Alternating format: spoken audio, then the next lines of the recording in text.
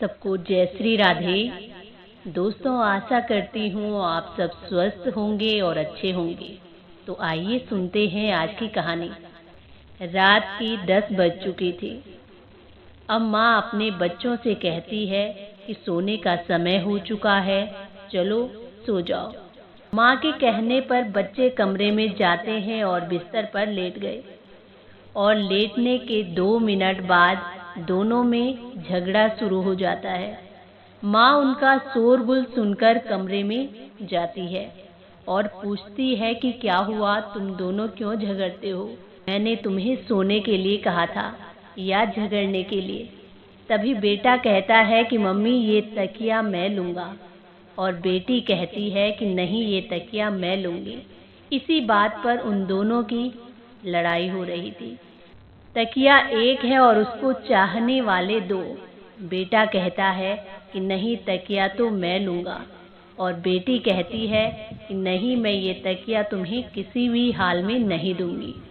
इसी तरह दोनों भाई बहनों में झगड़ा हो रहा था। तो तभी माँ कहती है कि तुम दोनों झगड़ो मत, मैं एक और तकिया लेकर आती हूँ। और माँ जाती है और एक और तकिया लाकर बच्चों को दे देती है। अब दोनों ने अलग अलग तकिए रख दिए। उनका झगड़ा खत्म हो जाता है, लेकिन 2 मिनट बाद फिर से दोनों में झगड़ा शुरू हो गया। अब माँ फिर से आकर पूछने लगी कि अब क्यों झगड़ते हो? तभी बेटा कहने लगा कि माँ ये मुझे कंबल नहीं देती और इसे अपनी तरफ खींचती है। तभी बेटी कहने लगी कि नहीं मम्मी, भैया मुझे कंबल नहीं ओढ़ने देता। और अब दोनों का झगड़ा कंबल के पीछे होने लगा।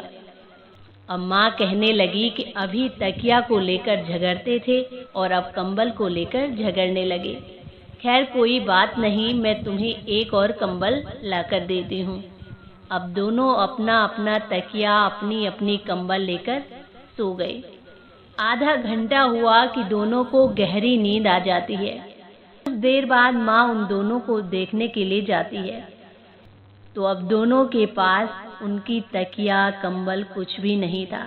एक की तकिया एक के ऊपर पड़ी थी, दूसरे का कंबल दूसरे के ऊपर पड़ा था। एक का सिर एक के हाथ के ऊपर था और दूसरे का एक के हाथ के ऊपर।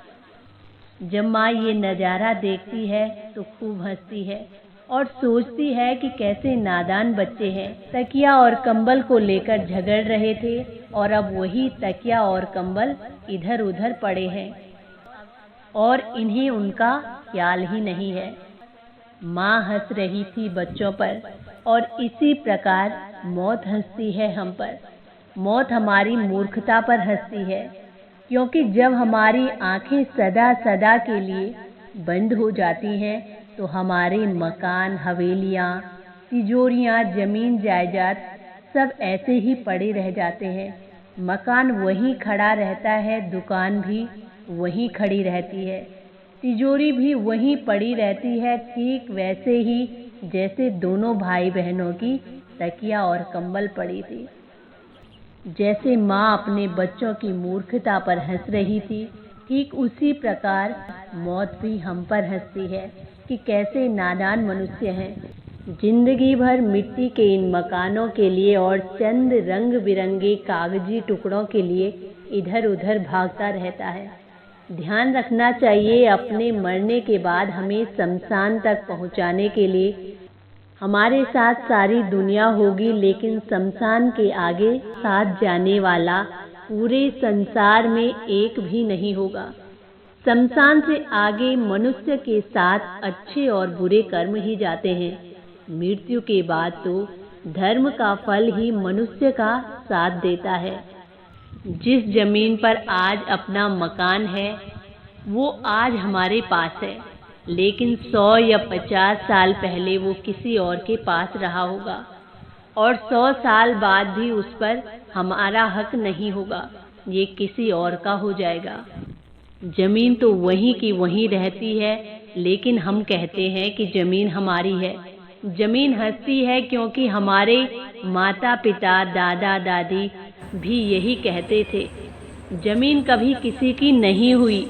अपने एक मकान को खड़ा करने में कितनी मेहनत लगती है, न जाने कितने समय यहाँ पर खड़ा रहकर इंसान अपना मकान बनवाता है, और ये भी मृत्यु के बाद अपने साथ नहीं जाएगा।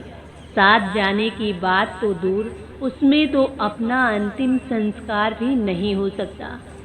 इसीलिए मकान, जमीन और दुकानों के प्रति ज़्यादा आसक्ति और मोह ममत्व का भाव नहीं रखना चाहिए, क्योंकि आँख खुली है तभी तक अपने हैं, और आँख बंद होते ही सब पराये हो जाएंगे।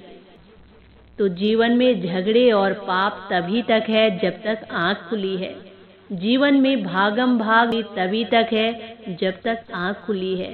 आँख बंद होती है तो उसके लिए दुनिया भी खत्म हो जाती है।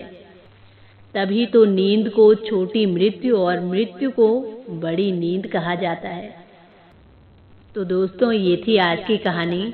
इसी के साथ जय श्री राधे, जय श्री कृष्णा।